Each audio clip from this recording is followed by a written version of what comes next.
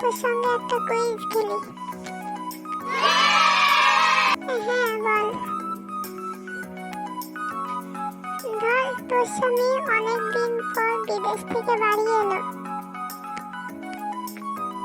এসে দেখলো তোর কোলে একটা ছোট্ট বাচ্চা। তোর স্বামী জিজ্ঞেস করলো যে ওটা কার বাচ্চা।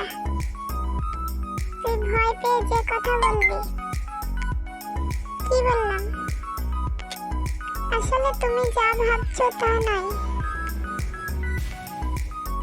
ছেলে কিন্তু আমার না, ছেলের বাবা যার শ্বশুর, তার বাবা আমার শ্বশুর।